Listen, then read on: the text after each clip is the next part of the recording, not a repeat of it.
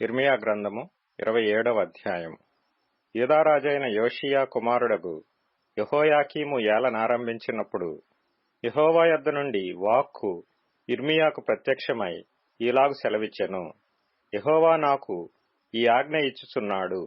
నీవు కాడిని పలుపులను చేయించుకొని నీ మెడకు కట్టుకొనుము.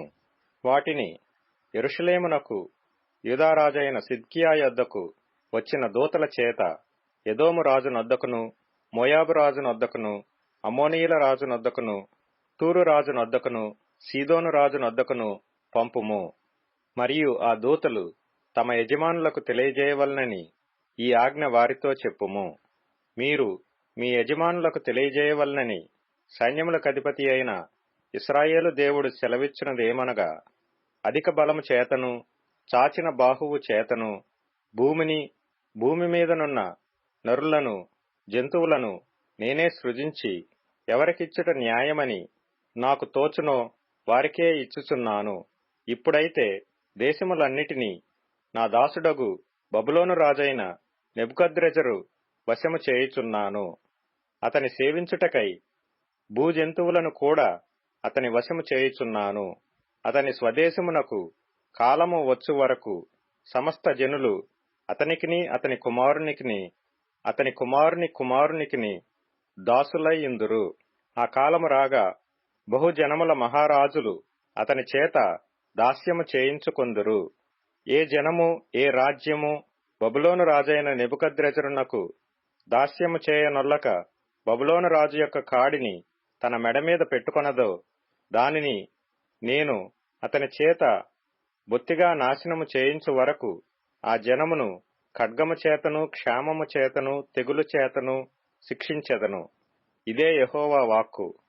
కాబట్టి మీ ప్రవక్తలేమి, సోదెగాండ్రేమి, కలలు కనువారేమి, కాలజ్ఞానులేమి, మంత్రజ్ఞులేమి, మీరు బబులోను రాజునకు దాసులు కాకుందురని మీతో పలుకున్నప్పుడు మీరు వారిని లక్ష్యపెట్టుకొడి. మీరు మీ భూమిని అనుభవింపకుండా మిమ్మును దూరముగా తోలివేయునట్లును, మిమ్మును నేను వెళ్లగొట్టునట్లును, మీరు నశించునట్లును వారు అబద్ధ ప్రవచనములు మీకు ప్రకటింతురు. అయితే ఏ జనులు బబులోను రాజు కాడి క్రిందికి తమ మెడను వంచి అతనికి దాస్యము చేయుదురో ఆ జనులను తమ దేశములో కాపురముండనిచ్చెదను. వారు తమ భూమిని సేద్యపరుచుకొందురు. నేను వారికి నెమ్మది కలుగజేతును. ఇదే యెహోవా వాక్కు. నేను ఆ మాటలను బట్టి యూదారాజైన సిద్కియాతో ఇట్లంటిని, బబులోను రాజు యొక్క కాడిని మీ మెడ మీద పెట్టుకొని అతనికిని, అతని జనులకును దాసులైన ఎడల మీరు బ్రతుకుదురు. బబులోను రాజునకు దాసులు కానొల్లని జనుల విషయమై యెహోవా ఆజ్ఞ ఇచ్చినట్లు ఖడ్గము చేతనైనను, క్షామము చేతనైనను, తెగులు చేతనైనను నీవును నీ ప్రజలను చావనేలా.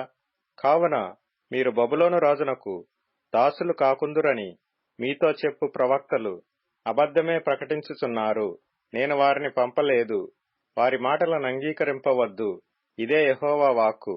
నేను మిమ్మును తోలివేయునట్లును, మీరును మీతో ప్రవచించు మీ ప్రవక్తలను నశించునట్లును వారు నా నామమును బట్టి అబద్ధముగా ప్రవచించుచున్నారు. మరియు యాజకులతోనూ ఈ ప్రజలందరితోనూ నేను ఈ మాటలు చెప్పితిని.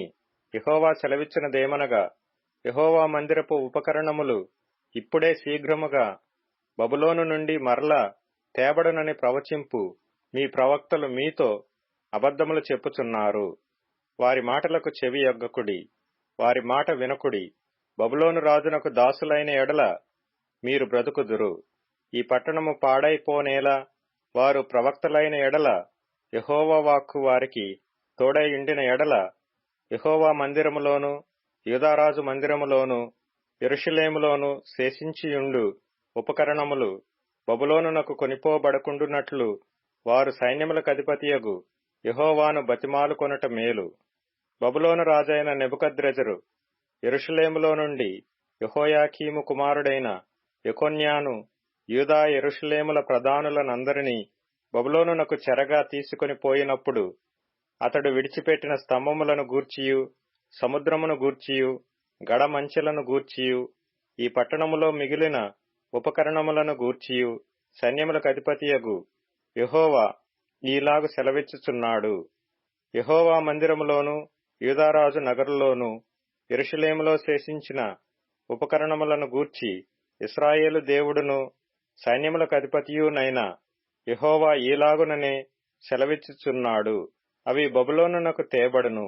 నేను ఆ ఉపకరణములను దర్శించి తెప్పించి ఈ స్థలములో వాటిని మరలా నుంచు కాలము వరకు అవి అక్కడ నుండవలెను. ఇదే యెహోవా వాక్కు.